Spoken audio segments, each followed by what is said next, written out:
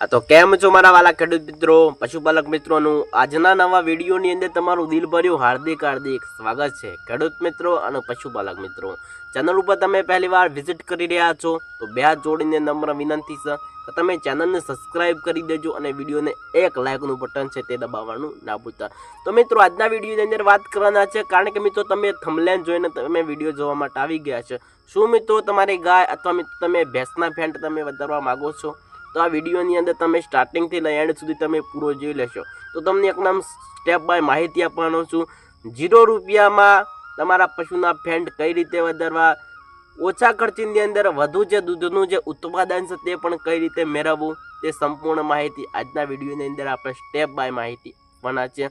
સૌ પ્રથમની અંદર વાત કરીએ તો તાજું વેવાયેલા પશુના ફેંટ વધારવા માટે સૌ પ્રથમની અંદર છે તે વધુ દૂધના આપણને ફેંટ નથી મળતા અને ઓછા દૂધના ફેંટ છે તે આપણને બહુ મળતા હોય છે। તેના ઘણા બધા તફાવત છે, કારણ કે મિત્રો તમારા તાજું વેવાયેલું પશુ છે, તમારી ગાય અથવા ભેંસ હોય, તેનું દૂધ તો વધારે છે, કારણ કે મિત્રો તેના ફેંટ આપણને બહુ ઓછા જોવા મળતા હોય છે।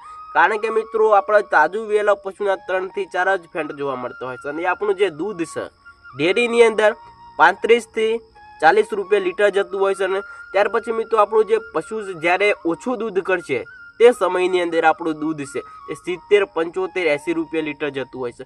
કારણ કે મિત્રો વધુ દૂધ અને ઓછા ફેંટ આપણને મળતા હોય છે। કારણ કે મિત્રો વધુ દૂધ ને વધુ ફેંટ આપણને કઈ રીતે મેળવવા તે સંપૂર્ણ માહિતી આજના વિડીયોની અંદર આપવાના છે।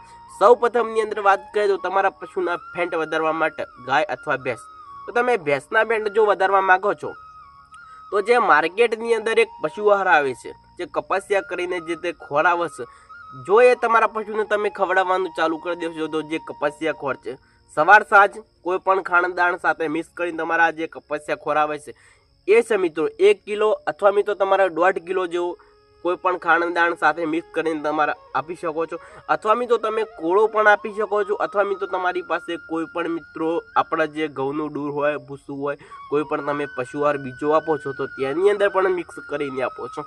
અને બીજા નંબરની અંદર તમારે એક ગાયના ફેંટ તમે વધારવા માંગો છો તો તેની અંદર છે તે મિત્રો સરસોનું તેલ, જે રાયડાનું તેલ આવે છે, કોઈ ખાણદાણની અંદર તમારે શું કરવાનું છે, કોઈ ખાણદાણની અંદર તમારા 50 થી 100 ગ્રામ તમારા સરસોનું તેલ અથવા રાયડાનું તેલ તમારે એડ કરી દેવાનું છે।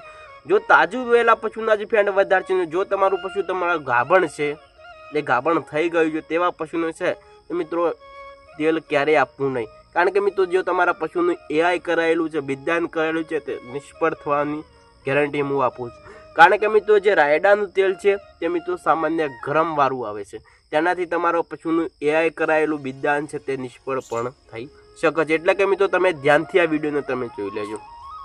બીજા નંબરની અંદર વાત કરીએ તો જ્યારે પણ મિત્રો તમારા ફેંટ તમે પશુના વધારવા માંગો છો, આ ટ્રીકનો પણ તમે ઉપયોગ કરીશો તો તેનાથી પણ તમારા પશુના ફેંટ તમે વધારી શકો છો।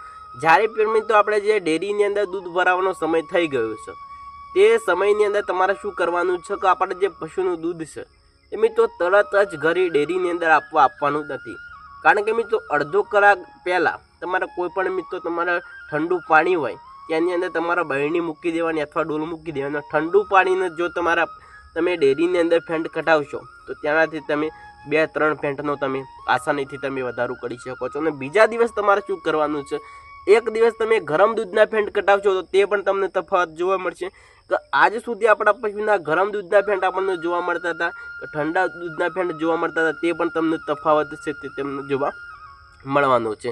હવે ત્રીજા નંબરના ટોપિક ઉપર વાત કરીશું તો જ્યારે પણ મિત્રો તમે મિલ્કિંગ કરવા બેસો છો તે સમયગાળાની અંદર તમારે શું કરવાનું છે, તમારા પશુનું છે જે સૌ પ્રથમનું દૂધ છે એક તમારી પાસે કોઈ પણ નાનું વાસણું અથવા મિત્રો તમે કોઈ પણ વાસણની અંદર લેતા હોય તો જે આગળનું દૂધ છે એકદમ મિત્રો પતલું દૂધ હોય છે, તે દૂધ છે મિત્રો તમારા બધામાંથી 100 ગ્રામ જેવું તમારે અલગ કાઢી લેવાનું। અને જો તમારી પાસે નાનું પશુ હોય તો તેને બધા આચરમાંથી થોડું પી દેવાનું છે। જે સૌ પ્રથમનું દૂધ છે બધા આચરમાંથી બરોબર એકદમ પતલું હોય છે, અને જે છેલ્લે વધેલું દૂધ એકદમ ઓરિજિનલ ફેંટ વાળું દૂધ છે, તમે આજ સુધી તમે જોજો કે તમારા પશુનું તમે પાતા હતા અને આ રીતે તમે કરતા હતા, તેના લીધે પણ તમારા પશુના ફેંટ તમે ક્યારે પણ નહોતા વધારી શકતા। સૌ પ્રથમની અંદર વાત કરું તો આગળનું દૂધ છે જેટલું પણ તમારા પશુનું તમે પાવા માંગતા હોય અથવા તમારી પાસે કોઈ પણ પશુ ના હોય તો તે દૂધ તમારે અલગ કરી લેવાનું. ઘરના જે ખાવાની અંદર વાપરી લેવાનું અથવા ચા બનાવવાની અંદર તમે વાપરી શકો છો. જો તમારી પાસે પશુ હોય તો બધા આચારમાંથી મિત્રો 100 ગ્રામ જેવું તમારે પી દેવું જરૂરી છે, બરોબર. અને જે છેલ્લે બધું જ દૂધ વધેલું છે તે બધું જ મિત્રો એક વાસણની અંદર તમારે કાઢી લેવાનું છે.